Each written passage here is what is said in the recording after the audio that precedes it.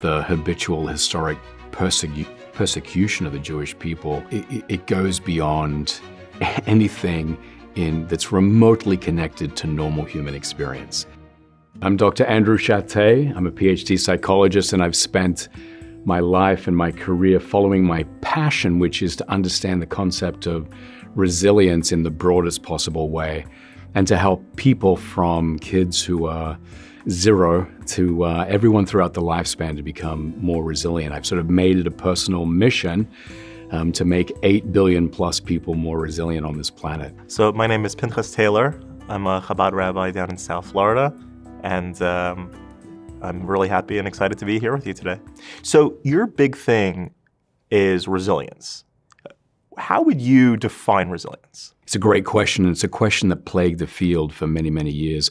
I started getting interested in the concept of resilience back in 1985, and I sort of toyed with it part-time. But in 1992, I started to get really serious about it, and I developed with colleagues a bunch of resilience programs. We knew that we were boosting resilience, but we had to admit that we didn't really know what resilience was. And we'd go out to the field. We were graduate students. We'd go out to the field and say, what do you think resilience is? And they'd say, it's overcoming adversity and steering through problems and moving through trauma. And we knew that that was a big part of resilience, but that's not what resilience is. That's what resilient people do. So we started to really try to understand the factors that make up resilience. We've determined that there are 7 principal factors: the capacity to control your emotions under pressure, the capacity to control your impulse to behave in ways that may be counterproductive when you're under pressure, the ability to do good problem solving, to look at all the causes of a problem and determine what you can control and what you cannot. We know that self-efficacy, that sense of mastery in the world, hard-earned, is an important piece of the puzzle. We know that optimism, realistic optimism, is very important.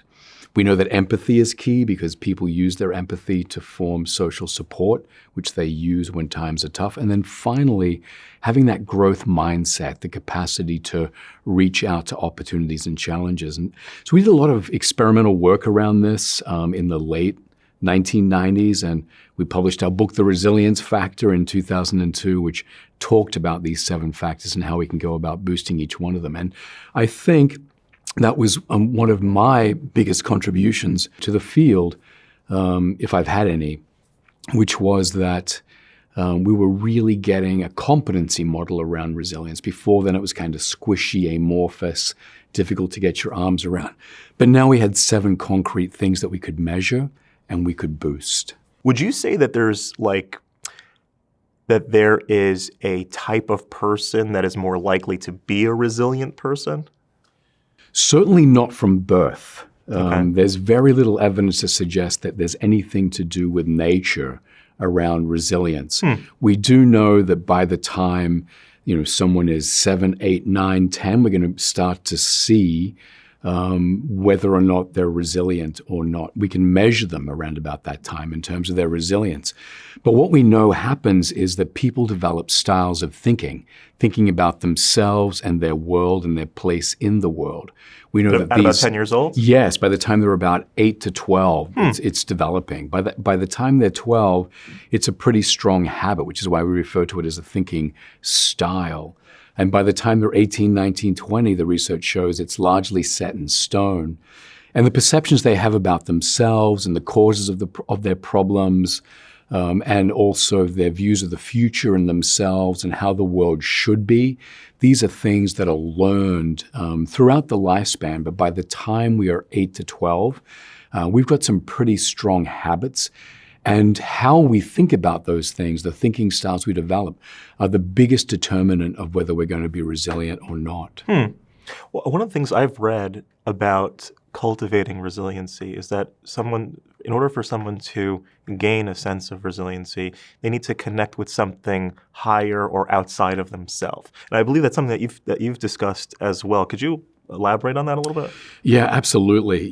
We do know that this reaching out, taking on opportunities and challenges and getting bigger than oneself is an important piece of the puzzle. I often think about this in terms of Maslow's hierarchy of needs. I think that if you can get everything else in place, then you're in a position where you can start to turn your mind to something that's more universal.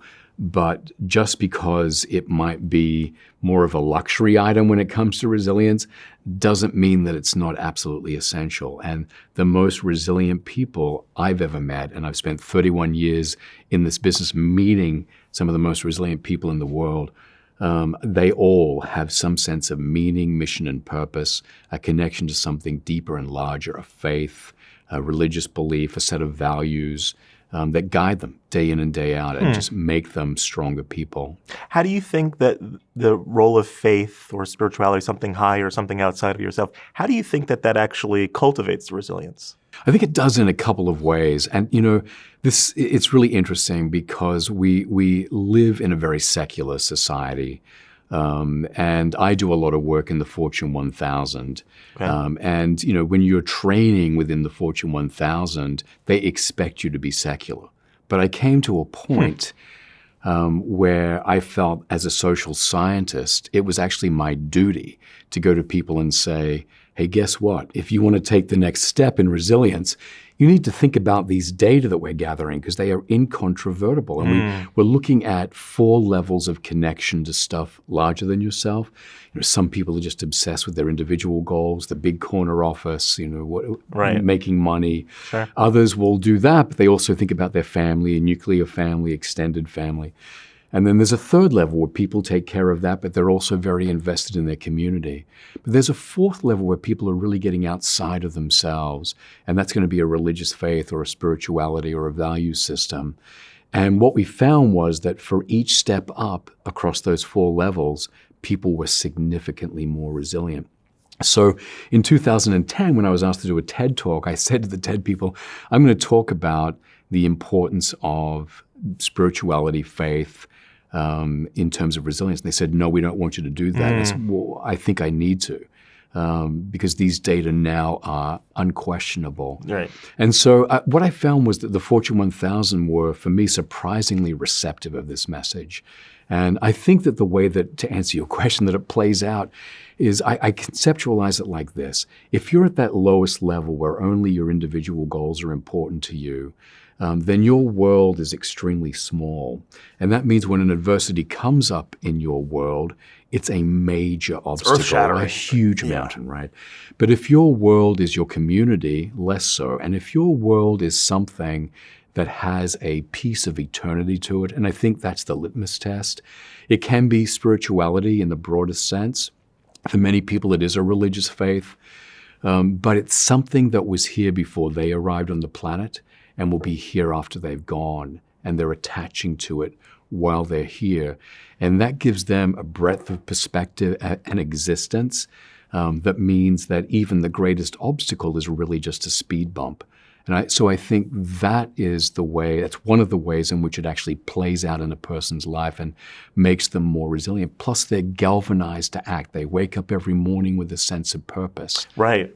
Right. I imagine that purpose would play a huge role in a person's resiliency because you can withstand any sort of what if you have your why that's attached. That's the cliche. It's becoming cliche now to say that, but that it helps you keep everything in perspective. Yes. And, we should never allow Viktor Frankl to become cliched. Right. And that comes from Viktor Frankl, of course. And, it's just groundbreaking stuff. The work that he did was so important. We, as psychologists, I think, became so bound up in social science that we left behind some of these really important early messages that our colleagues were saying. And I think that was a loss. I feel like it's being recaptured.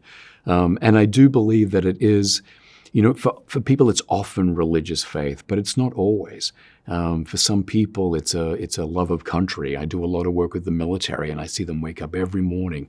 They want to protect the 350 million citizens of the U.S. That's their passion. That's bigger than themselves. Yes, and it is larger than themselves. So interesting. And it's kind of interesting also that depending on what environment you find yourself in, you're oftentimes saying the same thing, but with different words. So when you go to the Fortune 1000 companies, if you say religion, right, or faith, it's like, whoa. But if you say resiliency and connecting with something bigger than yourself, it's like, oh, well, we'll welcome that. Meanwhile, you're saying essentially the same thing. It's like on the street, you call it vibes. On, in more mystical or new age talk, you call it energy. But we're all kind of saying a similar thing of that there's something deeper, there's something bigger to reality than just the surface level. Absolutely so. And, I would say that 90% of the resilience skills that I'm taking into organizational settings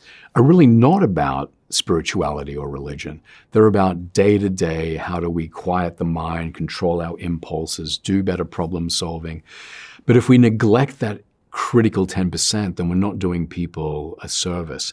And I will, if I'm training or consulting, I will say to people, these are the data, and we've been collecting them since 2006. And the data clearly say that with each step up in the circle of connection that you have to something greater than self, you will be more resilient. Now, I'm not telling you that you need to get faith. This isn't a tent revival meeting. Right. But what I am saying is that you want to connect to something larger than self to the degree that you are comfortable. And because it's very clear that it's going to matter in terms of your personal resilience. It's so interesting because the way that people tend to think about spirituality is that it's something removed from the world. Where I always thought one of the things I always found fascinating about traditional Judaism was this idea that spirituality is defined as exactly what you're talking about, refining oneself and figuring out how to cope with the struggles and the idiosyncrasies that we may have, how to be a resilient. That is spiritual. It's implementing within yourself a change of your negative character traits, the things that are holding you back. That is the spirituality. It's not leaving the world. It's actually transforming the self. And so it's kind of interesting that we maybe have a tendency to run from spirituality, from the word religion, but meanwhile, in traditional Judaism anyway, religion or spirituality is this very thing, is transforming the self and transforming the world. It's two sides of the same thing. I really love that interpretation, and I think it's really important that we keep that in mind. This isn't something that we do on a Saturday or a Sunday. Right. It should be something that is part of our everyday. And you're mentioning that leads me to think about some of the examples that I see just in people's everyday movement through the world. So someone who is not resilient, as they're moving through the world and they encounter a problem, their instinct is to say, why me? This is disastrous. I don't deserve this. Whereas someone who is resilient has that greater perspective even on these day-to-day adversities. And they will in fact say, why not me?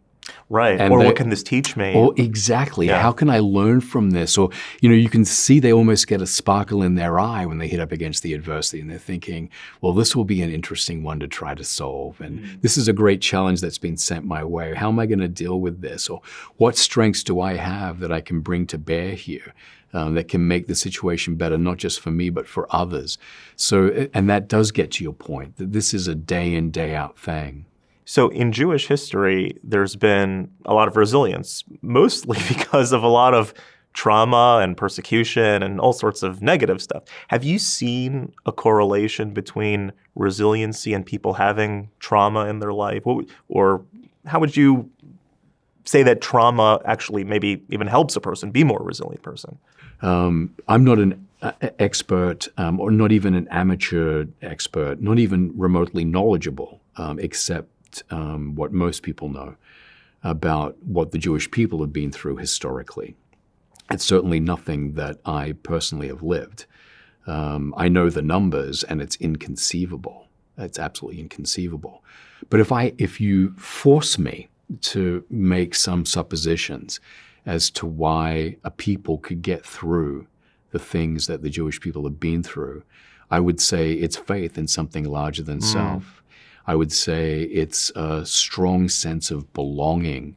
And I've got to say, we're here at the National Jewish Retreat, and I'm not Jewish, but you feel that sense of belonging. And it's a wonderful feeling that we are in this together. I think that, you could probably recount this same kind of thing outside of the Jewish faith for what people have endured and gone through. I think that sense of belonging and sticking together and not allowing this to fragment us, but instead we're actually going to bond closer together because of all of these things that have happened to us. I think that's been a critical piece of the puzzle, and all of that gets to this sense of resilience.